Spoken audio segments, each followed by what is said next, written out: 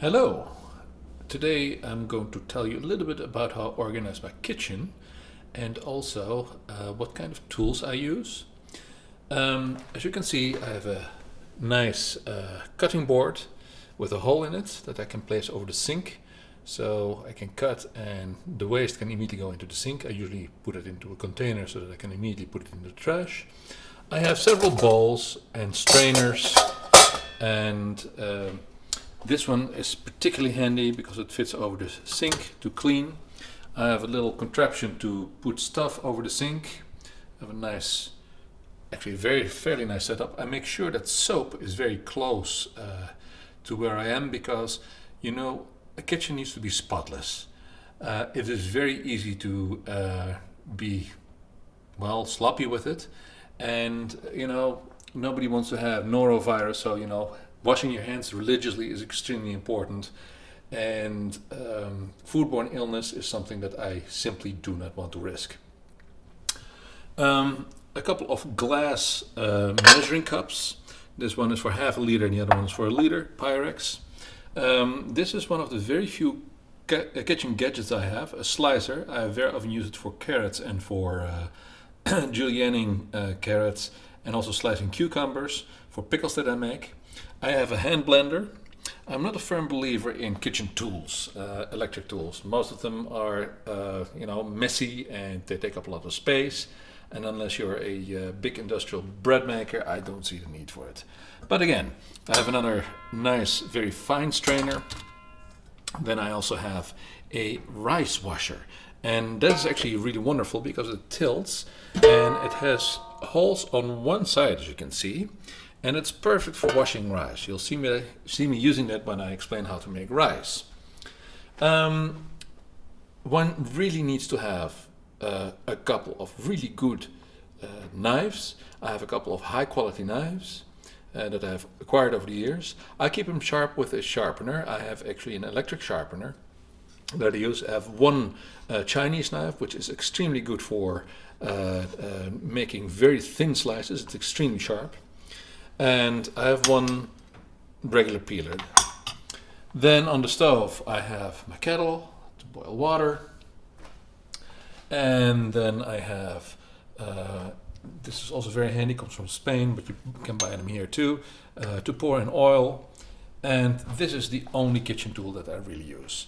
It is a KitchenAid small blender or a kitchen machine. And I use that to make hummus, and I have a hand-driven one as well, but it's not quite as handy. And that's basically it.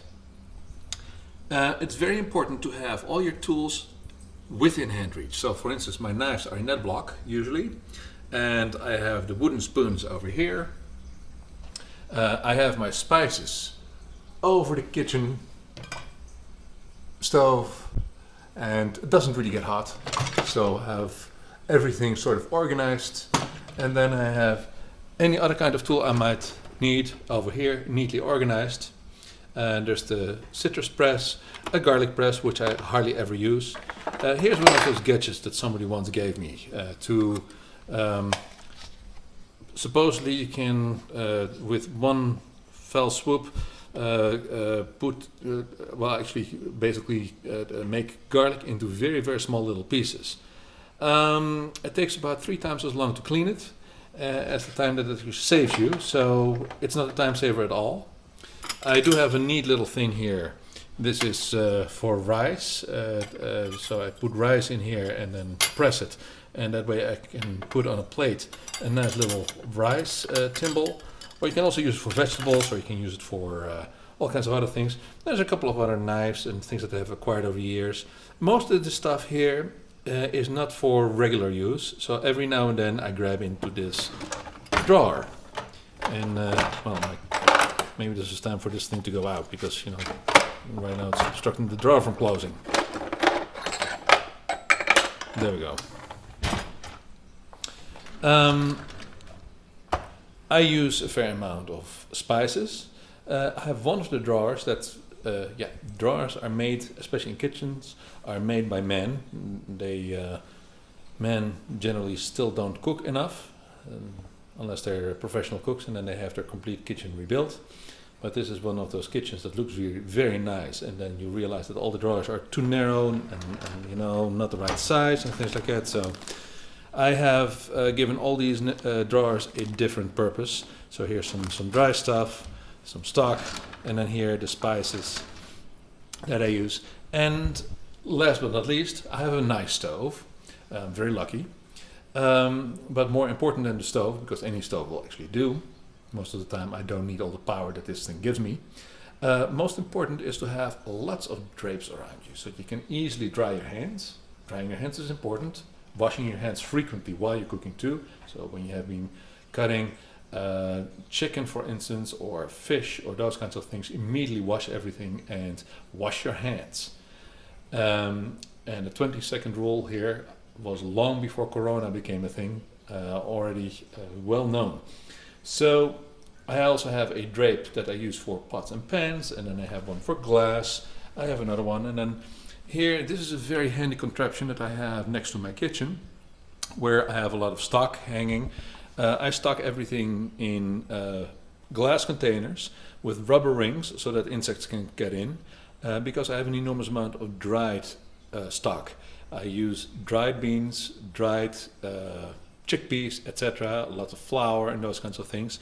And generally, I basically save containers, because those containers are also always handy to put something in. I have a couple of hooks hanging here, so one of my Japanese pan, which is a wonderful wok, and then I always thoroughly dry all my kitchen tools before I hang them away. But here you see a few more, some whisks, and miscellaneous little things that I use and that I want to have within reach. So there you have it. This is how the kitchen is organized. And most cooking shows don't do this.